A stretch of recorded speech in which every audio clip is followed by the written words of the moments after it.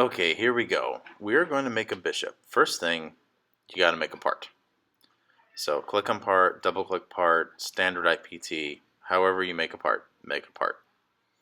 Okay, as this opens up here, we are going to have our basic menu before us, and before you do any sketch or any model, you have to do a sketch. So let's click on 2D sketch. Remember, it's always 2D. Now what I'm going to show you here is I'm going to try to point to all the different planes that you could do X, Y, Y, Z, Z, Y, and any of these will work. You can also find these in the origin folder, which you will occasionally have to do. So just make sure that you can see where those are and then choose X, Y, because I like X, Y, and we open it. Alright, now that we've got this open, let's see.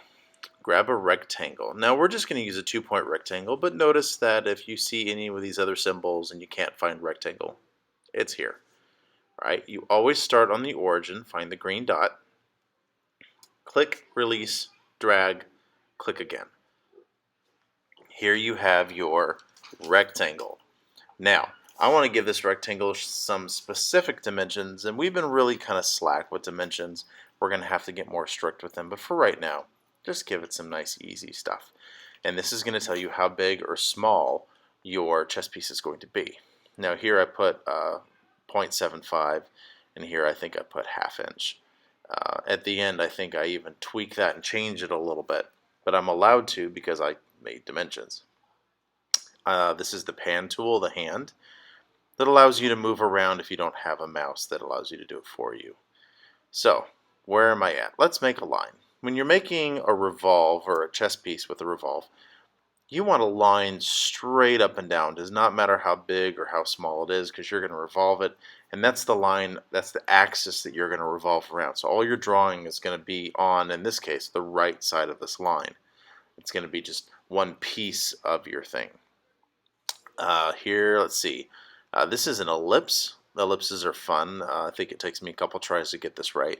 But you click one side of your ellipse, and that's the center point. Now notice I'm not going to the top of my line because I want that line to be there to draw to. So with your ellipse, I'm going to click the first point on the line. See, as I said, I have to do it twice here. First point on the line, and the second point is the length of the ellipse, and then you should be able to just move your mouse and it shows up. Now I'm doing a kind of skinny little ellipse because I'm just trying to make a decorative piece, and notice that I can adjust it because I haven't given it a dimension. Okay, alright, so that's where the top of my bishop's going to be. Let's see, what am I going to do now? I need to fill this gap in between this ellipse. Oh, I went to scissors and I trimmed it. Yeah, because you can only have stuff on the right side of the line. So don't forget the trim is your friend.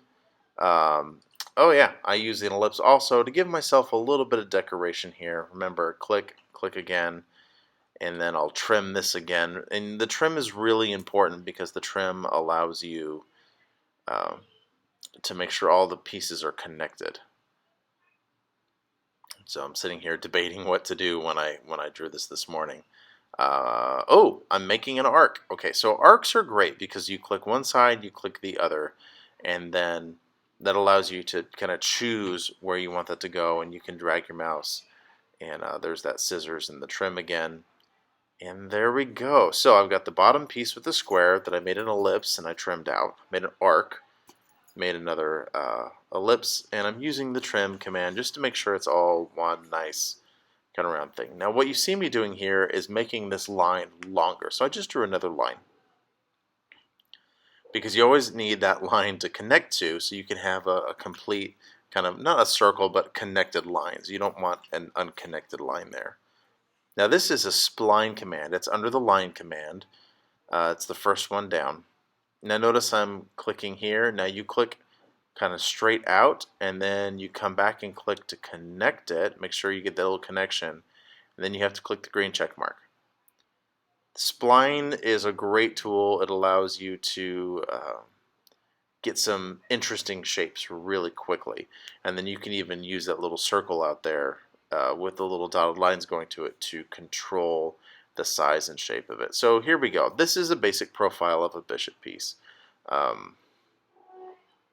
We're going to finish the sketch here. going to use the view cube and the little house to see it here. Now I'm going to try to revolve it. Now the first thing you have to do is select your profiles. Then you have to click select axis. Notice the blue line changes to what command that you're part of. I select my axis here. Make my piece. I don't believe I was very happy with it. I thought the base was a little bit thick. So you can see me cancel this, and I'm trying to look at it a little bit, and I go back into the sketch. You go back into the sketch by clicking on it in the model menu on the left. And then you just see me taking a look at stuff.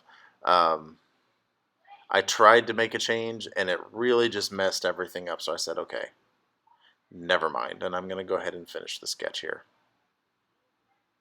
Okay, so let's go ahead and revolve this. Choose your profiles. Select your axis. Choose your axis. There we go. Click OK. And there is the bishop piece, but I'm not happy with it. I want to clean it up a little bit. So what can I do? Well, I can go back over in the menu on the left, open the sketch back up. So the revolve is still there, but now I'm messing with this. But see, I made a dimension. If you dimension everything, I could just shrink it just a little bit. And then I finish my sketch, and it updates your revolution. As long as you don't break it, it'll work. Okay, so here's our basic bishop piece, but bishops have that little notch in their hat. So we're going to do that. So what we need to do is we may need to make a sketch on one of these planes. Now notice my origin folder's open. I clicked on XY, and then I click on Start Sketch. I want a plane that's cutting this thing in half.